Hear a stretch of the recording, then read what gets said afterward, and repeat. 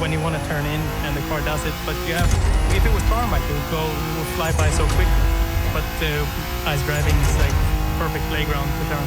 Yeah, and also like when we did a year ago or so to me, you know, when we had like a Volkswagen Golf and the Audi. We'll get it this time. S6 Quattro, like two very, very different cars, and then to slide with one that has like no weight in the rear and one that has so much weight in the rear, and also like to learn how to drift with those, like how much is the weight changes drift and the timing of getting into that like swing is so big, and you can really, like you said, it takes a bit of longer time so you can actually experience it better. So when you go to a racetrack, maybe move some weights around on your race car, it just makes a lot more sense and you know what to expect when you do those changes. I learned about weights like in a much simpler way. It was when I had my first car, Volvo 740. I bought it for 50 pounds and I had it right. Exactly. So it was like moldy belts. It was disgusting, but it was running, you know, and I welded the rear diff, as I said. So it's rear-wheel drive, and I'm going around drifting in the snow by myself. But then I wanted to show my classmates, so it's like I had half my class jumping in the back seat. But then suddenly with 5 people in the rear, the car was totally different, right? So then you had to approach everything in a different way, and I kept spinning. We went off. Everybody had to get out in the freezing cold, try and dig with our hands because we didn't have a shovel. Yeah, 18 years old, mistakes. Good times. Good times. Speaking of cars like that, if I was to come to your house and see your workshop, you would take me for a tour of your personal garages, what would I find? Do you have like a prized collection of cars and bikes that you both have? Timmy, I'll start with you. Right now, we have two World Championship cars. We have 2 of those little buggies that I said I drove in my local track with. We got 1 combustion engine Peugeot standing down there right now, but it's constantly new cars, cool cars like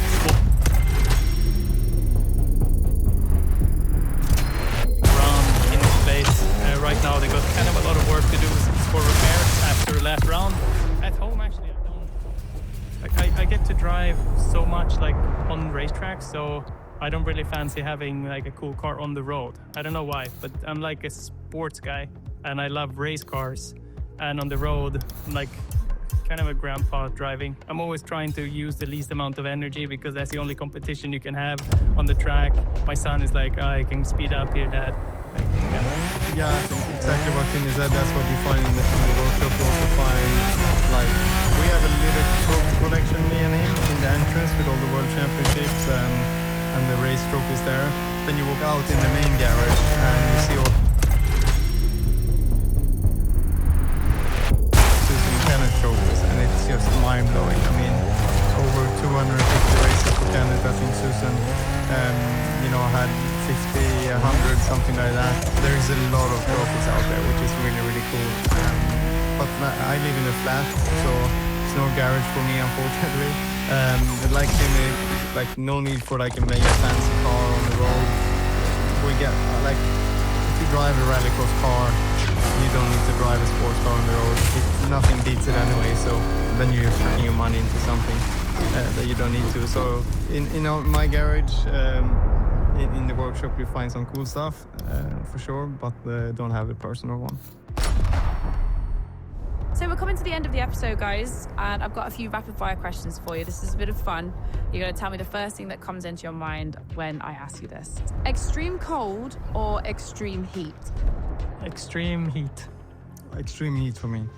Driving by day or driving by night? Driving by night. Driving by day. I can't see very well in the night.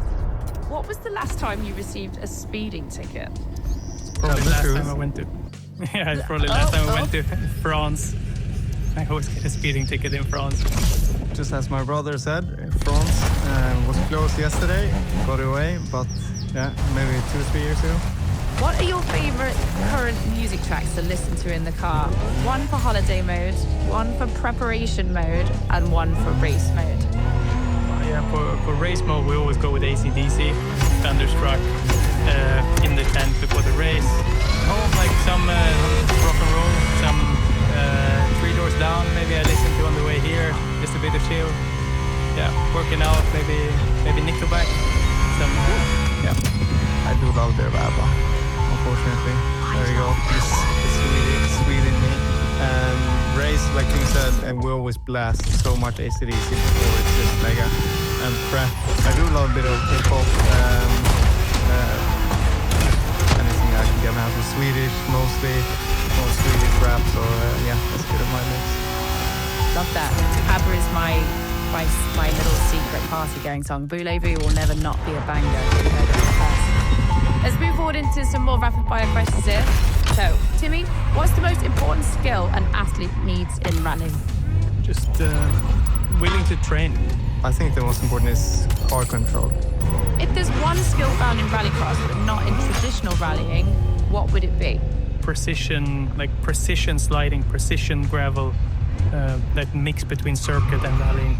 And that's what's so epic about this sport, the perfection you can have on an off-road terrain.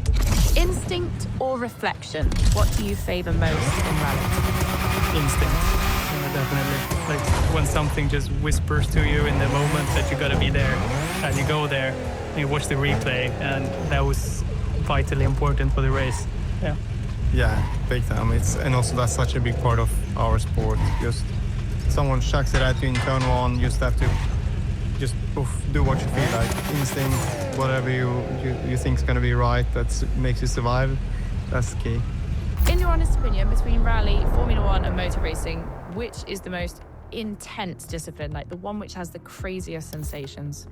I think it's motor racing, actually, because they're going insanely fast, and the big difference is that if you fall, you hurt yourself, right? You're gonna feel it if you make a mistake. I think that makes it so much harder. Yeah, I couldn't agree more. Like, they put their life at risk at a different level. The next one is bound to be breathtaking. And using their body to ride so much more. And then we dance with the car, but they have to dance with their body and the bike, and being so close, sliding around is unbelievable. And finally, if we were to put a motocross bike and a rally car on the grid, which big?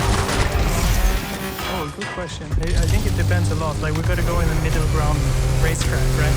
Bikes are so much better at jumping. That's their big strength. I think if it comes to high-speed turns or tarmac, then a car would have the upper hand. But yeah, it really depends what the track would be. Maybe this is the next project with Red Bull. We have to put it head-to-head, find out. I like that idea. Make sure you invite me along then. Yeah, definitely. As you know, Motorfest podcast is about the different motorsport disciplines you can find in the new season 6 of the CREW Motorfest, be it flying, motorbiking, GT or drifting. If you guys, for whatever reason, had to make a career change, which of these disciplines would you choose and why? I got a little taste of it once, and I would love to do the Dakar, because it is like the ultimate experience, the ultimate challenge. It's a shame it's only once a year. It's not really enough riding, but that would be incredible. I wouldn't dare to go to 2 weeks or anything. I think I would stay 4 weeks. If I couldn't choose motorsport, I'm just going to throw it in there. I would going to be working in the kitchen as a chef. That would be my second stream outside racing. Timmy? Why not flying? It's like massively dangerous. I don't think I would actually do this, but like, no, why flying on the foils in New York? Yeah, we do have foils, but like flying in the air, like Red Bull Air Race, I don't think I'd actually be brave enough to do it, but no, why not? It sounds exciting. Do you know, if it was me, if I could do anything and I was good at it, that's the caveat here. If I was good at it, I would love to do MotoGP. That would be unbelievable. So guys, thank you so much for joining me today. I've learned a lot about you. I like the fact that we've got a lot in common, especially when it comes to drag racing, ABBA, and also a love for all things ice driving. I'm really excited to see how this season goes for you. And Timmy, you know what? Like, I want to see where the boat racing goes to. Exciting. It's nice talking to you, Becky. Thank you, guys. It's been great. Appreciate it. That's it for today's episode of Motorfest, the podcast. Oh my gosh, Kevin and Timmy have got so much knowledge and passion for what they do. If only I could have been mates with this lot when they were kids.